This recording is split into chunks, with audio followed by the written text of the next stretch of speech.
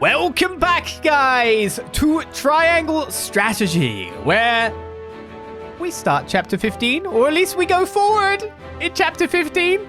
But I say that because, of course, character stories are blocking us from going further in Chapter 15. Chapter 15 is at least where we're at, and since last week, I've actually got 2 more character stories as I've leveled up the roster a little bit more. As you see, our lowest level guy at the moment is Jens. Saying his name correctly is always kind of hard. He's our lowest level at this point, level 21. But everyone else is like level 22, so they can be switched in and they're serviceable. Most notably of everyone that's leveled up, definitely Medina here, who has TP Physic, grants target 1 TP when using a health recovery item. So now, she can be used as a TP battery. She can not only be used as a TP battery, she can be used to move people's turn up. She can be used to use 2 items if she wants to. So that's 2 TP and 2 heals. This is pretty good. So I'm thinking like she might take what I could consider to be Picoletta's place of late. Because Picoletta hasn't been doing too well. Mainly because she was nullified by a lot of the healing that was going on. The other character that I'd probably like to spit in is Maxwell. Who, unfortunately, when you really think of him, when he's got his grants 1 TP when attacking 2 or more enemies at the same time, and counter stance as well, so he can counter. And then he's got, a throw, run through, triple thrust as well. He's got this to learn at level 27, which we're a bit far off. But statistically, if you count out the items that we've given to Roland, he's as good, if not potentially better, than his student, which makes sense, I guess. But we'll start off, before we go to barracks and anything like that, with a character story, shall we? My newest character story that's come up is about the Bloody Shield, who recounts how he became to be known by such an accursed name. I did get enough maps in for him, but not Maxwell.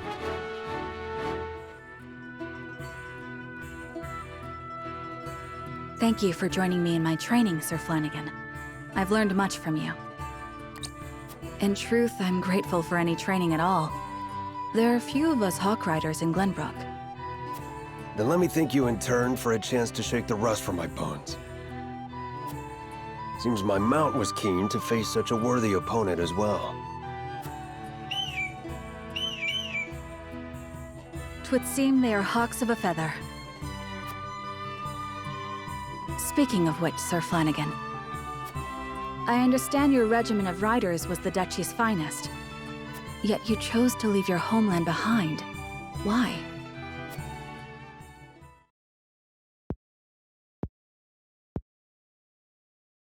I grew to see how powerless I was. I once believed the freedom Gustadolf espoused would bring prosperity to Aesfrost. So I fought, and fought, and fought for the cause until my shield was stained blood red. Hence your title, yes. To think how many lives you must have saved. Do not mock me. I saved no one. Pride swelled my breast with every mention of that cursed title. But in a year's time, what did I return home to find? My poor wife, wasting away in solitude in the throes of an accursed plague. Your wife? Had word not reached you? She mentioned in letters that she felt unwell. But never did I expect it to be so grave. In a matter of days, she was gone. Every moment I spent protecting the people, she drew one step closer to death. And I left her to die. Her blood, too, stains my shield. Sir Flanagan, Forgive me. I did not mean to burden you with my woes. But you see now, my title is a curse.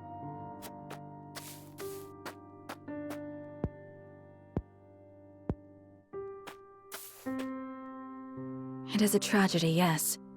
But I cannot bring myself to believe you cursed. And you mustn't believe so either.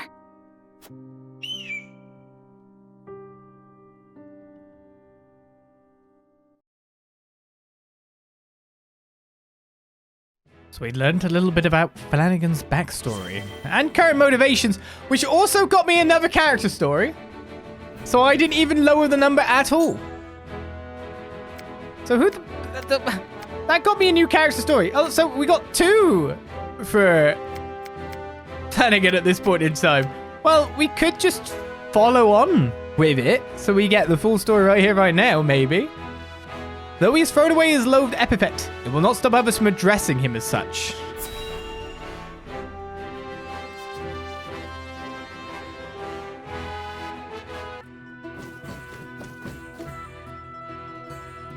The hour has grown quite late.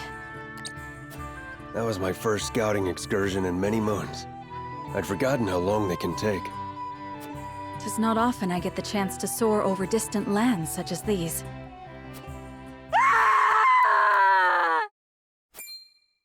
Sir Flanagan, over there! If it's coin you want, it's yours, all of it. Please, just spare our lives.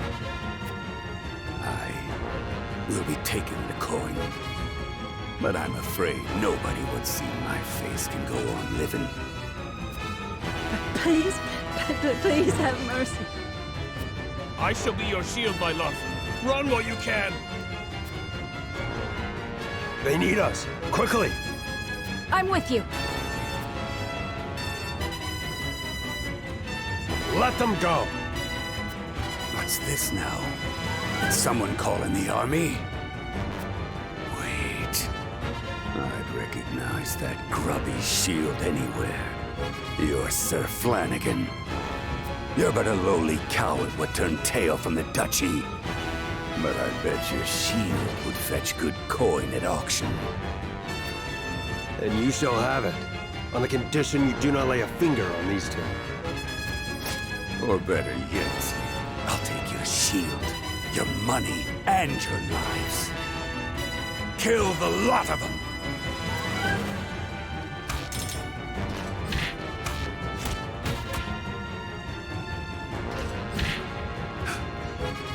How'd that coward best us?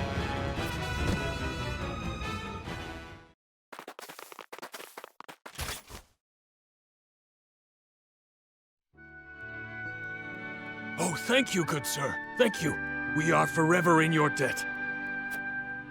I was only doing my duty. Are you hurt? No. The 3 of us couldn't be better, sir. All thanks to you. 3? She's with child, my lord. Then I am relieved thrice over. Pray, tell us your name. I would name the child after you, should it be a boy. This is hardly a deed worthy of...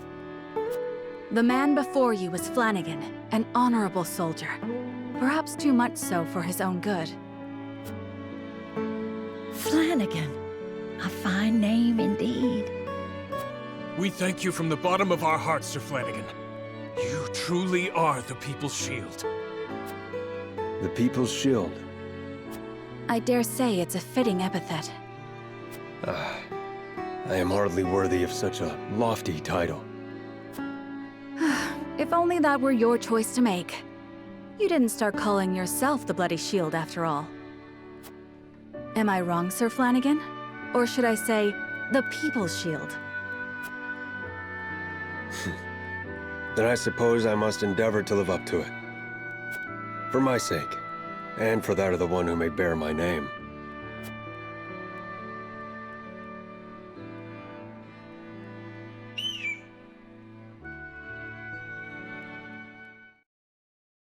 It's the People's Shield now. It's kind of cool. A quick resolution to a story. The same won't be for Maxwell. We're going to have to deploy him to get his story in the future, I feel. The People's Shield he is. I take it Huette did help with some shooty there. Alright, let's go to the encampment. Where, of course, I've gained a little more kudos, but have equally spent a little more kudos. Because, of course, there is certain things, like, available at this point to do upgrades for various people. Mainly, like, the indestructible stones, etc. that we've got here, there, and everywhere. We don't need any more Medal of Braveries, after all. We're all good for them. But I basically bought some silver, etc. because of the fact... If we come to here... These are the upgrade materials, for example. We still got a few people on just 1-star weaponry, which, of course, doesn't necessarily matter until we, you know, need to really upgrade them. It doesn't really give them the statistic up. It just makes their weapon look cooler, which is completely worth it. I think you'd all agree. So, we're going to upgrade Maxwell's weapons by using some silver to the 2nd stage. We also then can see that he's got decreases TP cost of triple thrust by 1, or weakness damage up, increases damage dealt when exploiting an enemy's weakness. For the same reason that I'm like, Roland, why do you have a weakness? Isn't this also crap? It's not like we see a billion horses. So obviously we want to take the weapon potency. I would take triple thrust. And then probably another weapon potency, which is going to use quite a lot of quality iron. We're down to 4 now. But that would make him a little bit more on par with Roland, you could say, in terms of, like, statistic increases. A lot of his other stuff. Oh, we can increase his speed. That costs some iron. Not too much. I don't mind him being a little bit faster. We can also increase his magical defense if we wanted, which costs another 10 iron. I'll leave that for now. Let's go to Medina. So she needs silver to upgrade her knife. Which, again, not really for the weapon thing. So, like, we don't really need to increase weapon damage with her. We're probably going to use her just to constantly heal and be a TP battery when we do use her. So we're not going to have her being stabby much. Increased movement's probably not that bad. And increased speed would probably be the really good thing for her. So stone and iron. And then quality stone and quality iron. That increases her speed by 3. So now she's probably like one of our faster people. Movement would probably be the next best one to do, unless we wanted to do defense, but that would use up all my quality iron. So let's check out Flanagan and increase his shield to a new model and new design. Okay, he's got the weapon damage up, which is way more useful for him. Increase physical defense by 1, 2, and then whatever it is. Iron Stance grants immunity to knockback, but he's also got decreases TP cost of aerial assault by 1.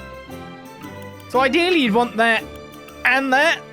Aerial assault, being able to move him around quite nicely. I mean, obviously I should probably take his weapon increase there. That's speed as well. It's kind of cool. Then I take aerial assault, maybe. I just realized I just gated you out of, like, leveling up anything more at this point. I mean, I would have liked to get the movement. Oh well. Everyone needs iron now, supposedly. And that means we're not really going to get it done. At all, 15 iron and 2 1 quality iron. So yeah, iron's our sticking point. A fair bit. At this juncture. Is all I can say. We could also try to get, like, the grant 1 instance of invincibility to all allies within range for the start of a battle now with Benedict. We could try to put that on. These are things we can do and consider to power us up more. Like, for example, quality fire, boosting her attack damage would be pretty good. We still haven't chose increase effect duration of haste by 1 turn or increases the effect of haste. I don't know which one's better than which. We've got to figure out what we're going to be doing with a lot of the superior stuff that we now have on the board. Because we can just, of course, go to the market here to buy lots of superior stuff. So it'll cost me 12k to buy it all, and I'll be down to like 14k in cash, which would be a bit worrying. It's going to stay in the market for a time, as I understand it, so I might just leave it there until we want to use it. Is how I'm looking at it. Just leave it in there for now, and we'll be okay. So with a little bit of increases, I do wonder if I should move off the items to Maxwell and give him a go. Because we want to get character stories too, right? Anyway, should we take on another character story? Because there's always so many. Corentin. The research Corentin spoke of in his drunken stupor seems to be making progress, but a bit of upgrades done.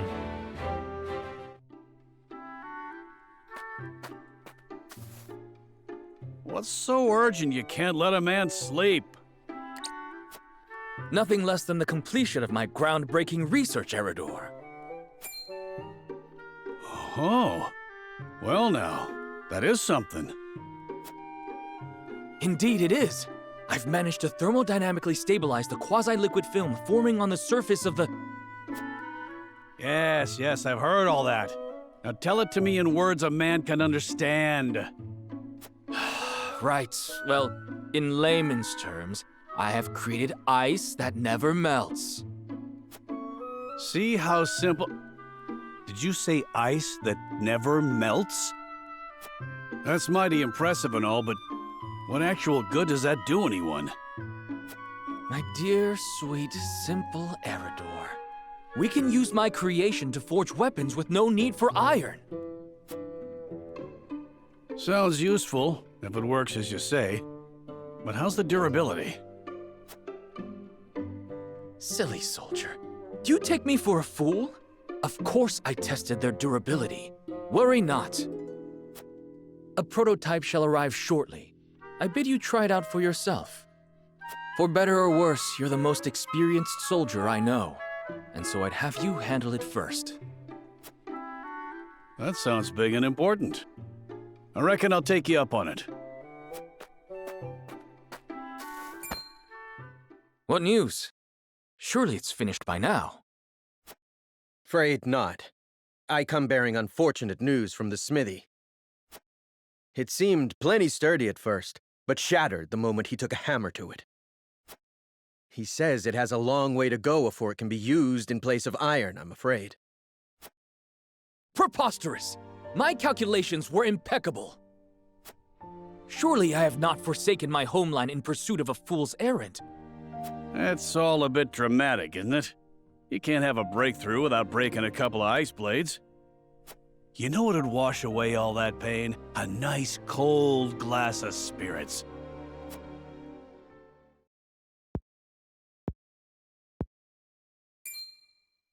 Spirits? That's it! That unmelted ice of yours could chill him forever, could it not? Groundbreaking indeed! This invention of yours could still take the world by storm. And I reckon the army'd have use for it as well. It'd keep our rations from going off. Weapons be damned. You've done very important work.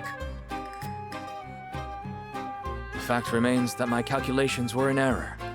So forgive me my reluctance to. Less sulking, more drinking. You succeeded, haven't you? Right then, this'll be my treat, and I won't be turning in till you do. Very well. Scientific breakthroughs never come easily, I suppose. Perhaps my next experiment shall be seeing how many rounds my everlasting ice can chill. Right then, to the encampment with us. 'Tis time for a drink or three. That's the spirit. Just promise me I won't have to haul your drunken ass home this time.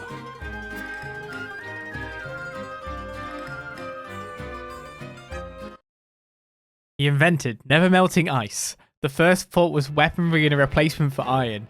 It took the random soldier to say the actual correct thing, just to chill and keep the rations. You do realize how, devaluing that would be to the salt of Hyzante, never-melting ice. All of a sudden, you have a way to preserve food outside of salt. The cost would drop massively, surely. You'd upset the balance of everything here. Glenbrook has its never-melting ice now.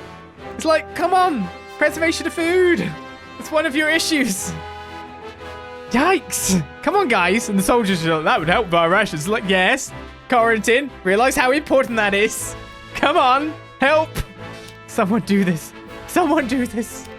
Anyway, with 7 more character stories still to go, we've checked out another 3.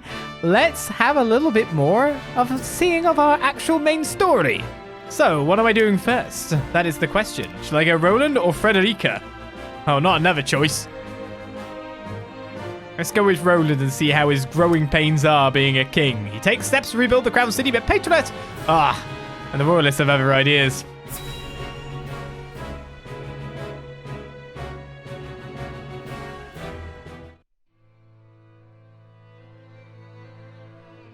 coronation ceremony. Certainly there are more important matters to focus on right now. A coronation is important to assuage the people's fears and restore their faith, besides which it is the royalists' most fervent wish. A kingdom is only truly as strong as people believe it to be, and right now the world believes Glenbrook weak. The ceremony will be a display to the contrary. Is this truly the remedy our situation calls for? Right now, I imagine the people care only for where their next hot meal will come from. Rest assured, sire, House Wolford will see your subjects shan't go hungry. But trust me when I say nothing will hasten Glenbrook's return to her former glory so much as announcing the return of Regna's rightful heir. To win your subjects' hearts, you need do nothing but ascend to your position upon the throne. You mean sit my royal backside on a fancy chair? In a manner of speaking. A king's duty is first and foremost serving as his kingdom's symbol. You needn't trouble yourself with day-to-day governance. We will assume that burden. After all, you have only just been crowned. There will be no ceremony. The people will tell us what they need, and you will listen to them, Patriot. That is my command. As you wish, King Roland.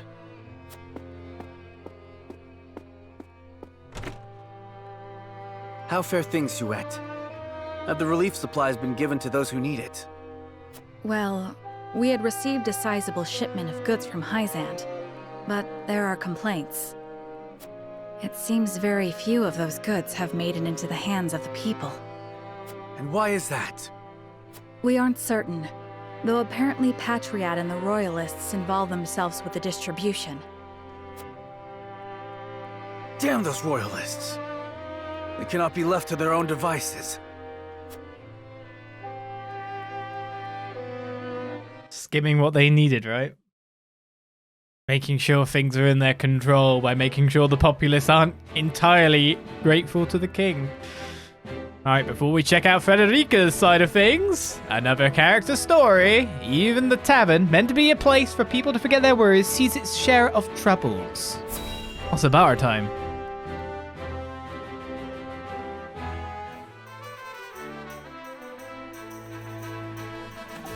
Go on, have another glass. I'm offering top shelf drink for bottom shelf prices tonight. No need to fret over your coin purses. See? This is why we keep coming back. Nobody treats us better than our Hasabara. Quite the crowd tonight, eh? Good to see it. All thanks to you for supplying me with that mead. Thanks to my good fortune, you mean? I got it for so cheap on account of the batch not measuring quite up to the brewer's usual standards. Still, look at how happy it's made them. There's nothing I love more than seeing my tavern full to bursting like this. Thank you, Eridor. Truly. It's nothing, honest. Ah, and just like that, they've nearly drank me dry. Might have to close up early tonight. Celebrating something, Hasabara. Whatever it is, we'll drink to that. Pour us around. I wish I could. Seems the barrels have run dry tonight. But if you'll come back on the morrow... Run dry? You've enough for these drunkards? You can't spare a drop for those of us who are risking our lives for you on the battlefield? Ah! Hey! Who are you calling a drunkard? Don't you fools go spoiling the one spot of happiness we've had in a long while. Enough! My tavern's a place for forgetting troubles, not stirring them up. You do well not to look down your noses at the very people you've sworn an oath to protect. You want respect? Go out there and earn it by ending the war. Then there'll be drink aplenty to go around. You tell them, Hasabara. They're no better than us. You lot aren't blameless either, you know. These soldiers do put their lives on the line to protect yours. They get enough grief on the battlefield without you giving it to them off it.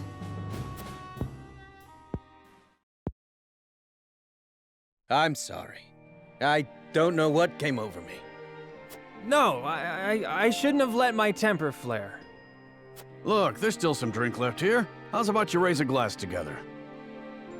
Yeah. You can have some of ours, too. Well, don't mind if I do. Level head you've got on your shoulders there, Hasabara. It helped that you pitched in when you did. Ah, now that hits the spot. Doesn't it? Here, I'll pour you another. See? Now this is what I live for. Giving people a place they can come together and leave the worries of the world behind for a while. Somehow, I know this is what Theo would have wanted me to do. If only I could raise a glass with him. Aye, I reckon he'd be proud. You've made a spot of sunshine for people who don't get much of it these days. People like me. What with business booming again, it looks like I'm going to have my hands full for a while. Don't you worry for your mama, Theo. As long as there's ale to be poured and smiles on her customers' faces, she'll be just fine.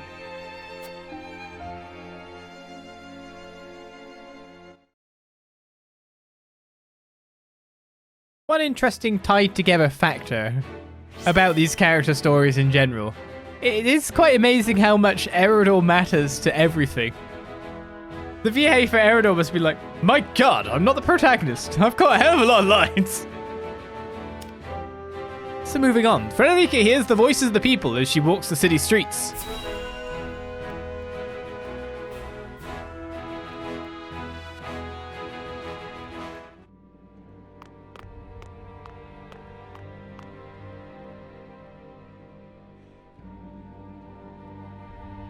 There are more who accepted Aesfrost's rule than I imagined. Glenbrook's history is long. Yet, that is why hierarchy and precedent hold sway. This is a stubborn land, my lady, not given to easy change.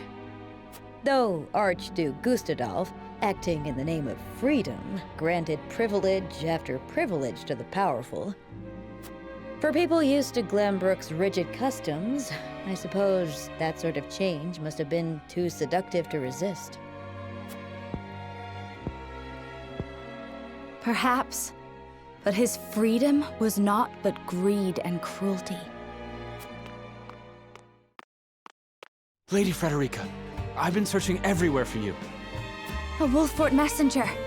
Did you run all this way? What's happened? My lady, I hail from Castle Wolffort, bearing tidings of Lord Simon. Has he awakened? He has. He is in high spirits and recovering well. And he is most pleased to hear of the capital's recapture. He bids you visit Castle Wolffort so he can honor you himself. Oh, I must bring these glad tidings to Serenoa at once. How long it has been since I've seen him smile. There is one more bit of news I have for you, my lady, but it is not so happy. Is there some sort of trouble in the Wolffort domain? Bandits are laying waste to the Rosellan village. To our shame, Castle Wolffort does not have enough soldiers to stop this. We would beg Lord Serenoa's wisdom in this matter. The enemy must be powerful indeed. We cannot leave the Rosellan village defenseless. Let us inform the others. Messenger, with us.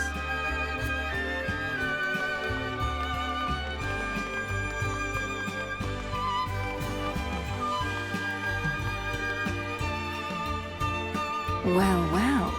Things are about to get interesting.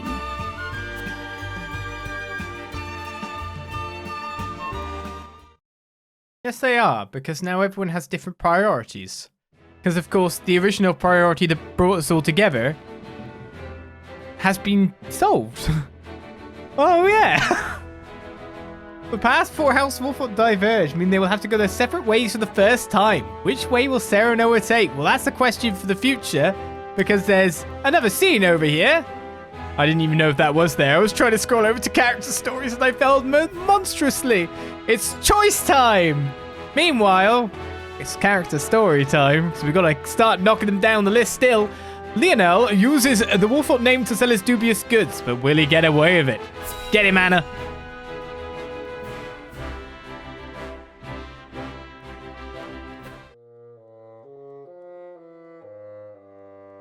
You!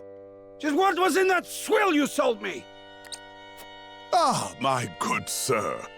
Don't you look to be in a fit of pique?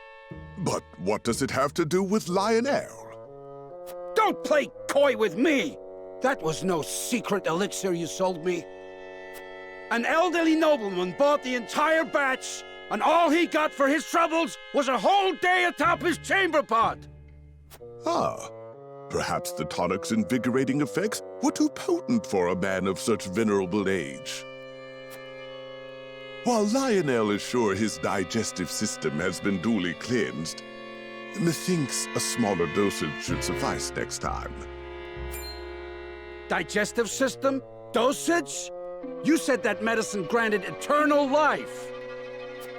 Lionel recalls saying nothing of the sort. We did converse about rumors of such an elixir existing prior to the transaction, but that was all. If you harbor any doubts, pray consult the bill of sale. Rest assured that any misunderstanding stems from your own negligence. For all the good it'll do me now, I might as well wipe my ass with it. My friend, a merchant's seal is his word. Consider this a lesson to read the fine print more carefully in the future. You two-faced charlatan! You'll pay for this! Two-faced? Has your own coin purse not grown mysteriously fat, despite the heavy taxes on salt? I dare say more so than market prices would conceivably allow. One wonders, what is the punishment in Hyzante for those who do business outside the purview of the state? You can't threaten me! I'll gut you like a fish!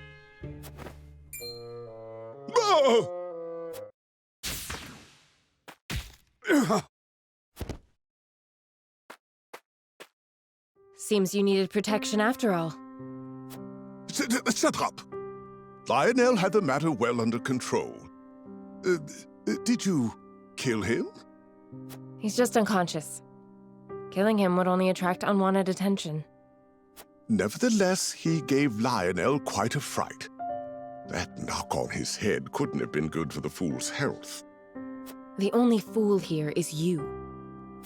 Using the name of House Wolfort to swindle others? How long did you think this charade would last? I'll give you one chance to stop, or else you'll end up next to him in the dirt. Lionel will have you know he has friends in high places. Yes, very high places.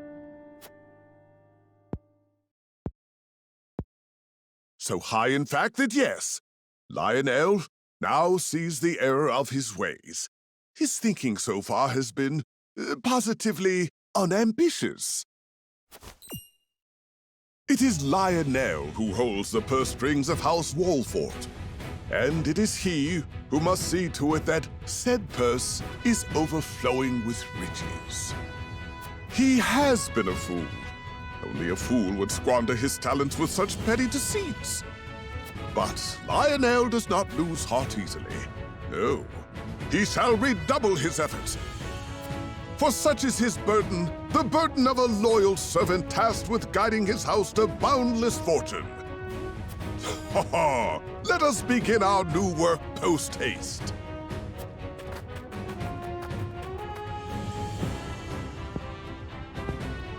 That took a turn for the unexpected. What am I supposed to do with him? Knock him senseless and drag him back to the castle? It may come to that.